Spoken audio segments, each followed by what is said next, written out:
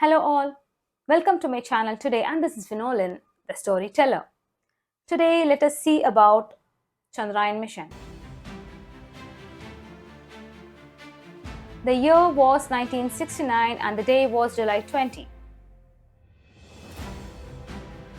Man's first landing occurred this day, marking a remarkable moment in the space exploration, and Neil Armstrong's message to the Earth was, "That's one small step for a man, one giant leap for the mankind." Fast forward to July 14, 2023, Chandrayaan 3, a spacecraft, took off to the moon. As we celebrate International Moon's Day in July 20, 2023, India celebrates by stepping closer to the moon.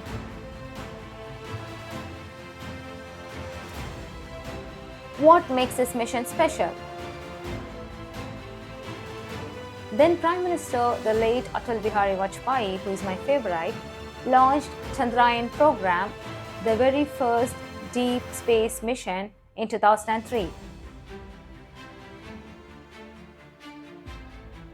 The name Chandrayaan was given from the Indian mythology, where Chandra means moon and Yaan means ship or spacecraft, and it is collectively known as moon spacecraft in ancient Sanskrit.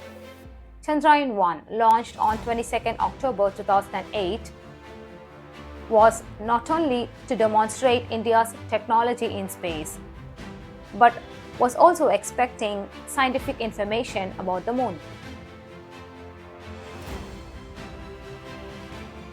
The most significant discovery from Chandrayaan 1 was the discovery of water on the moon.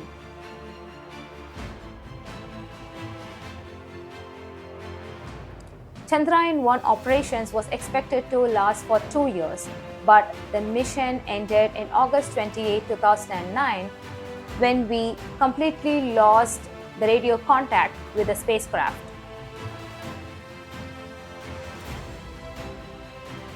Chandrayaan 2, which was launched on 22nd July 2019 to demonstrate the soft landing on the moon. This was only a partial success because the lander was lost before attempting to land on September 6, 2019. While the lander of Chandrayaan 2 mission failed to make the desired smooth landing on the moon, the other aspects of the mission was successful. Reportedly, the system errors or software glitches led to the high velocity leading to the lander's crash landing on the moon. However, the orbiter is still operational and is expected to give scientific information for the next 7.5 years. Because of this last-minute glitch, which caused the failure of the Chandrayaan 2 mission, Chandrayaan 3 was proposed. So, Chandrayaan 3 is the third lunar mission under Chandrayaan program, aiming to achieve what Chandrayaan 2 failed to achieve. What is that? The soft landing on the moon. A successful soft landing will be on the moon's south polar region to investigate water ice. Also, the spacecraft is similar to Chandrayaan 2, but it does not have an orbiter. Orbiter? Well, to give you a little more context, I will explain what makes a spacecraft: the propulsion module, the rover, the lander, and the orbiter. Rover. It is a tiny 6-wheel utility vehicle like a trolley that crawls over the moon's surface, taking pictures and performing geological analysis. Orbiter. Orbiter fly around the planets or astronomical objects. Lander. The lander has engines that will slow down the fall so that it descends gently on the moon rather than crash landing on it.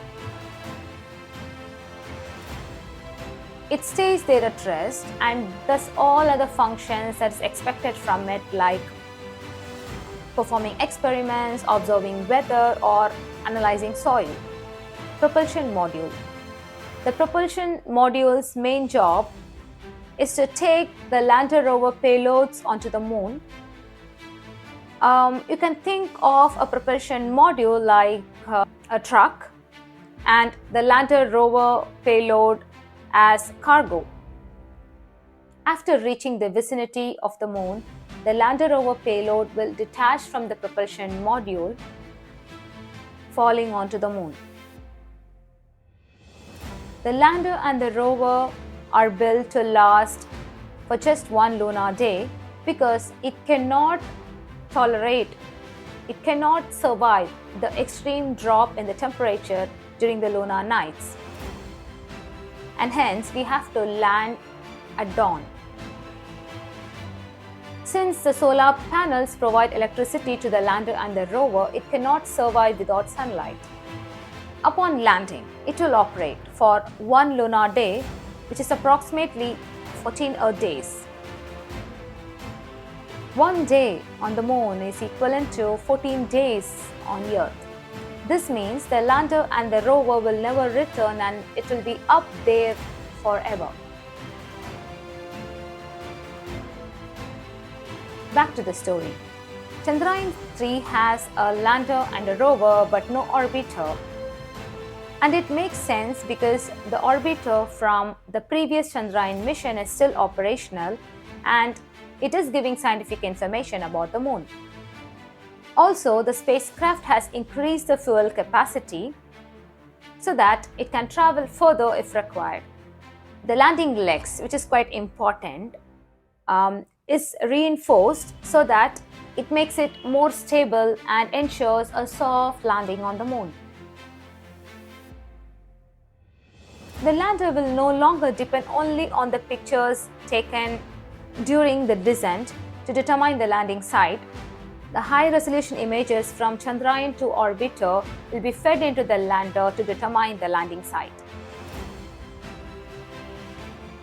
Since Chandrayaan-2 encountered a last-minute software glitch, the algorithm and software is tweaked a little bit in Chandrayaan-3. Do you know why the launch takes place around July? It is because during this period of the year, the Earth and the Moon remains closer to each other. When Apollo spacecraft was able to reach Moon in 4 days, why Chandrayaan is taking a month to land on the Moon? Why not? We can also shoot straight to the Moon, but with an extremely big rocket. To travel the distance of 384,000 kilometers, the rocket will have to carry enormous amount of fuel. The fuel adds to the weight of the spacecraft. They are expensive, and why hurry in the first place? There is no urgency to reach Moon in 4 days. Chandrayaan-3 makes use of the gravity of the Earth to sling itself towards the Moon. Once it reaches the Moon, loop by loop, the spacecraft will get closer to the Moon. When it is about 100 km from the surface of the Moon, the lander will detach itself and begin to descend onto the Moon. The lander actually falls on the Moon. But it is calculated that just before the touchdown, it will be traveling at a speed of 2 km per second, leading to the soft landing on the Moon.